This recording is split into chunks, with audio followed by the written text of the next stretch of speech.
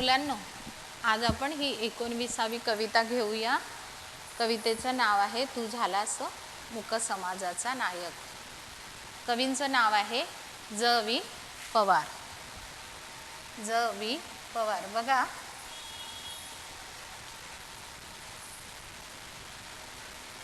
वरती आपल्याला हा जो वरचा पॅरेग्राफ आहे, इथे आपल्याला कवींचा परिचय दिलेला आहे. ते प्रसिद्ध कवी आहे, कादंबरीकार आहे, लेखक आहे, दलित साहित्य चळवळीतले अनेक कादंबऱ्या त्यांनी लिहिलेल्या आहे. त्या कादंबऱ्यांचा उल्लेख या ठिकाणी दिलेला आहे, ते तुम्ही वाचायचं. या कवितेत काय दिलेलं आहे ते या खालच्या पॅरेग्राफमध्ये दिलेलं आहे आणि हे खूप महत्त्वाचं आहे मुलांनो. या कवितेतून कुठला विचार व्यक्त केला आहे, कोणता संदेश दिलेला आहे, ते भाषिक वैशिष्ट्य कशी आहे याची माहिती तुम्हाला या पॅरेग्राफमधून होते. या कवितेमध्ये डॉक्टर बाबासाहेब आंबेडकर यांनी महाडला चवदार तळ्याचा सत्याग्रह केला होता. या घटनेला आता 50 वर्ष पूर्ण झाले. त्यानिमित्ताने कवींनी डॉक्टर बाबासाहेब आंबेडकरांचा या कवितेतून गौरव केलेला आहे. ते किती महान होते हे सांगितलेलं आहे. डॉक्टर बाबासाहेब आंबेडकरांनी एका विशिष्ट समाजासाठी तेव्हा सामाजिक परंपरांना नाकारून, सामाजिक परंपरा जुगारून एका नवीन समाजाची जडणघडण कशी केलेली आहे हे या कवितेतून कवीने मांडलेलं आहे. आणि अशा समाजाच्या या नायकाला कवितेतून विनम्र अभिवादन केलेलं आहे. डॉक्टर आंबेडकरांच्या कर्तृत्वाचं वर्णन या कवितेमध्ये केलेलं आहे, ते आपण बघूया. पहिले आपण कवितेचं जे शीर्षक आहे, तू झालास मूक समाजाचा नायक, हे कोणाला म्हटलेलं आहे? डॉक्टर बाबासाहेब आंबेडकरांना, की तू मूक समाजाचा नायक झालेला आहे. नायक म्हणजे नेता. मूक समाजाचा म्हणजे ज्या समाजातील लोक बोलत नव्हते, बोलायला घाबरत होते, आपले हक्क आपल्या हक्क मागायला विसरले होते, अशा समाजाला एकत्रित करून, त्यांचं नेतृत्व करून, त्यांचा नेता बनून डॉक्टर बाबासाहेब आंबेडकरांनी त्या समाजाला न्याय मिळवून दिला. म्हणून कवी त्यांना म्हणतात, तू झालास मूक समाजाचा नायक. तू नेता होता, अशा समाजाचा तू नेता होता. आता कवितेला सुरुवात करू. जरा फास्ट घेऊ आपण कविता. तू निघालास तेव्हा काळोखाचं राज्य होतं, सूर्यफुलांनी पाठ फिरवली होती, मळवाटेने जायचे नाकारलेस तेव्हा खाचखळग्यांनी तुझे स्वागत केले. तू निघालास तेव्हा काळोखाचं राज्य होतं. कवी म्हणतात, हे महानायका, हे डॉक्टर बाबासाहेब आंबेडकरांना उद्देशून म्हणतात की तू जेव्हा कार्य करायला निघालास तेव्हा काळोखाचं राज्य होतं. म्हणजे या समाजासाठी जेव्हा तू लढायला निघालास तेव्हा हा समाज अगदी दैन्य, दारिद्र्य, दुःख यात खितपत पडलेला होता. सर्वत्र या समाजामध्ये काळोख पसरलेला होता आणि असा हा शोषित वर्ग होता. अशा वेळी तू त्यांचं नेतृत्व करायला निघाला होतास. सूर्यफुलांनी पाठ फिरवली होती. आता सूर्यफूल कोणाला म्हटलेलं आहे? सूर्यफूल माहिती आहे तुम्हाला? सूर्यफूल म्हणजे सूर्याच्या दिशेने जे ते फूल वळत जातं म्हणून त्याला सूर्यफूल असं म्हणतात. सूर्यफुलांनी पाठ फिरवली होती. सूर्यफूल म्हणजे सूर्याच्या दिशेला कायम तोंड वळवणारी जी फुलं असतात त्याला सूर्यफूल म्हणतात. आणि सूर्यफूल हे सुख समृद्धीचं प्रतीक असतं. तर सूर्यफुलांनी पाठ फिरवली होती. ज्यावेळी सुख समृद्धी कोणत्याही प्रकारची त्या समाजात नव्हती, अशा वेळी तू त्यांचं नेतृत्व करायला निघालास.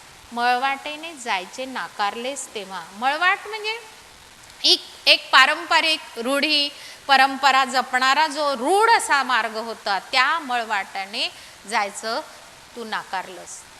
म्हणजे ज्या मार्गावर ते लोक चालत होती, ती शोषित लोक आपलं जीवन जगत होती, त्या वाटेने जायचं तू नाकारलंस. खाचखळग्यांनी तुझं स्वागत केलं.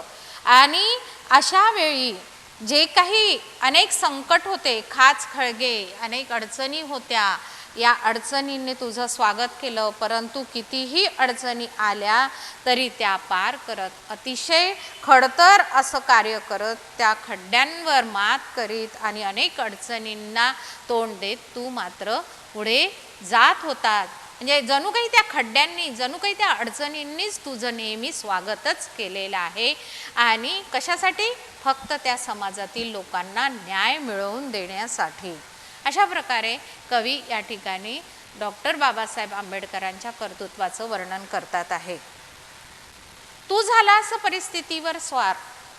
अशा या प्रतिकूल परिस्थितीवर तू स्वार झाला, म्हणजे अशा या प्रतिकूल परिस्थितीचा तू अजिबात विचार केला नाहीस, त्यावर तू मात केली आणि घडविलास नवा इतिहास. आणि तू नव्या इतिहासाची निर्मिती केली, नवविचारांची प्रेरणा दिली, लोकांना तू नवीन विचार दिला, त्यांना हक्कासाठी लढण्यास भाग पाडलं आणि अशा नवीन इतिहास तू घडवला. एक नवा समाज निर्माण करण्याचं तू ध्येय घेतलं होतं, ध्येय पार केलंस आणि त्यासाठी प्रयत्न करीत होतास.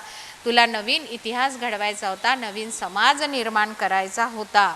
तू झालास मूक समाजाचा नायक आणि अशा समाजाचा, जे विसरले होते की आपले हक्क काय आहे हे ते विसरले होते, अशा मूक समाजाचं नेतृत्व तू स्वीकारलंस, त्यांचा नेता बनलास आणि त्यांच्या हक्कासाठी लढलास आणि जागा केलास बहिष्कृत भारत.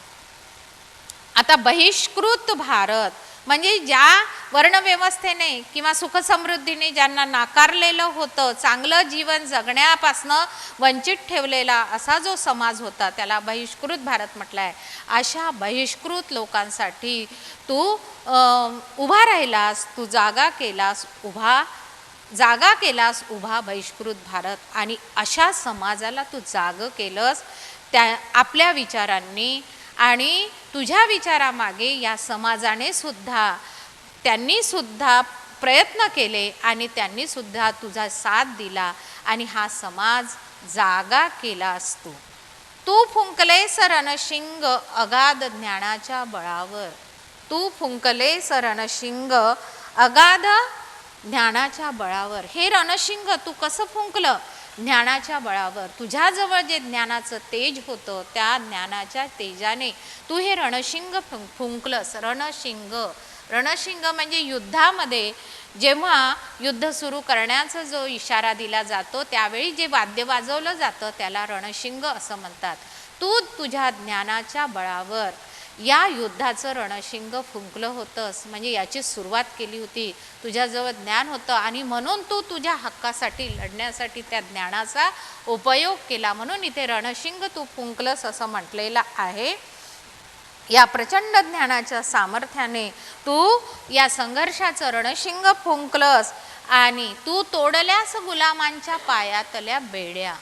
तू जे गुलाम झाले होते, दास होते, अशा या शोषित समाजाच्या पायातल्या तू बेड्या तोडल्या आहेस.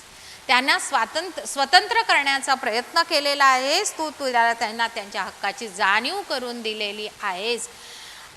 गुलामगिरीत खितपत पडलेल्या या तुझ्या समाज बांधवांना आणि त्यांना त्या दास्यातून, गुलामगिरीतून मुक्त करण्यासाठी तू प्रयत्न केला आणि केलेस उभे चवदार तळ्याच्या काठावर. आणि या सगळ्या समाजाला तू चवदार तळ्याच्या काठावर उभे केले. चवदार तळे, महाड येथे असलेलं हे चवदार तळं होतं. त्या तळ्याचं नाव चवदार तळे असं होतं. या तळ्याचं पाणी या समाजाला घेता येत नव्हतं, त्यांना तेवढा अधिकार नव्हता. पण हे तळे मोकळे करण्यासाठी, कारण पिण्याचा पाणी वापरण्याचा हक्क हा सगळ्या मानव समाजाला आहे हे तुला माहीत होतं आणि म्हणून तुझ्या समाजाला न्याय मिळवून देण्यासाठी तू सगळ्या दलित समाजाला चवदार तळ्याच्या काठावर उभं केलं आणि युद्धात जवानांना उभे करावे तसं ज्याप्रमाणे युद्धामध्ये सैनिक रणांगणावर उभे राहतात संग्राम करण्यासाठी, लढण्यासाठी, त्याचप्रमाणे तू चवदार तळ्याच्या काठावर सर्व दलित बांधवांना उभं केलं. एखाद्या सैनिकांप्रमाणे, जवानांप्रमाणे आपल्या हक्कासाठी लढण्यासाठी, संघर्ष करण्यासाठी. तुझे शब्द जसे की महाकाव्ये तुझ्या पायाजवळ गळून पडावी. तुझे शब्द जसे की महाकाव्ये तुझ्या पायाजवळ गळून पडावी. तुझ्या शब्दांना इतकं वजन होतं की तुझ्या शब्दांना इतकं वजन होतं की जणू काही महाकाव्य तुझ्या पायाजवळ गळून पडावीत. म्हणजे महाकाव्यांनी सुद्धा तुझ्या चरणाशी तुझ्या पायाशी नतमस्तक व्हावं अशा प्रकारे तुझे ते संघर्षमय शब्द होते. आणि त्या शब्दाशी हा समाज जागृत राहिला आणि तो तुझ्या शब्दांच्या समोर उभा राहिला. तुझा संघर्ष असा की काठ्यांच्या संगीनी व्हाव्यात.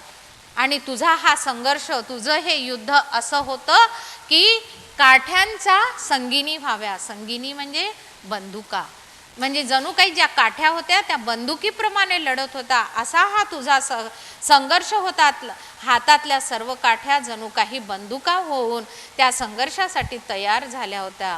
तुझ्या डरकाळीने हादरलं आकाश आणि डचमळली पृथ्वी.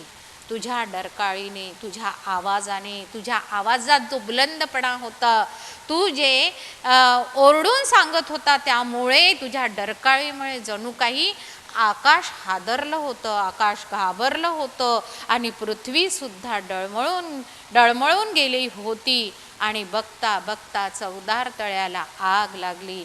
आणि बघता बघता चवदार तळ्याच्या पाण्याला आग लागली. म्हणजेच पाण्याला काय आग लागत असते का? नाही. हा चवदार तळ्याचा सत्याग्रह संघर्ष पेटला.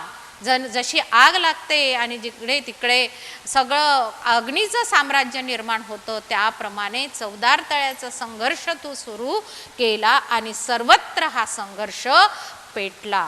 आज 50 वर्षांनी अनुभवतो सूर्यफुले तुझा ध्यास घेतायत. आज या घटनेला, चवदार तळ्याच्या सत्याग्रहाला 50 वर्ष पूर्ण झालेली आहे. आणि या 50 वर्षांनी सुद्धा मी हा अनुभव घेतो आहे. मी हा संघर्ष पुन्हा पुन्हा अनुभवतो आहे.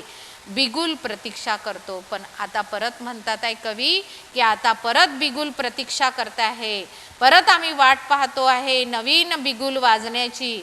बिगुल म्हणजे परत हे बिगुल वाद्य असतं आणि हे बिगुल वाजण्याची म्हणजे सैनिकांना पुढे जाण्यासाठी एक हे बिगुल नावाचं वाद्य वाजवलं जातं. आणि आज आम्ही पुन्हा प्रतीक्षा करतो आहे, पुन्हा वाट पाहतो आहे की हा बिगुल कधी वाजणार आहे. कारण चवदार तळ्याचं पाणी तेही आता थंड झालं. कारण आता चवदार तळ्याचा जो सत्याग्रह होता तो थंड झालेला आहे. हा संघर्ष पुन्हा थंड झालेला आहे. परंतु आज 50 वर्षांनी सुद्धा शोषितांची परिस्थिती पाहिजे तेवढी सुधारलेली नाही. पुन्हा एकदा संघर्षासाठी तयार व्हावं लागतं. जसं चवदार तळ्याच्या पाण्यासाठी संघर्ष पेटवला होता, परंतु आज हा संघर्ष पुन्हा मावळलेला आहे. पुन्हा हक्कासाठी लढायचं आहे. कारण आणि पुन्हा आम्ही तो बिगुल वाजवण्याची वाट पाहतो आहे. म्हणजे पुन्हा संघर्षासाठी तयार व्हायचं आहे, पुन्हा आपल्या हक्कासाठी लढायचं आहे असं या ठिकाणी कवीला म्हणायचं आहे. आणि ही जी कविता आहे ही नाकेबंदी या त्यांच्या काव्यसंग्रहातून घेतलेली आहे. ही मुक्त छंदातील कविता आहे. अशा प्रकारे ही कविता मी तुम्हाला समजून सांगितलेली आहे. या कवितेचा तुमच्या भाषेत तुम्ही प्रत्येक कडव्याचा अर्थ लिहून घ्या. ह्या ओळी आहे ज्या कडव्यानुसार दाखवलेल्या आहेत त्या ओळींचा अर्थ लिहून घ्या.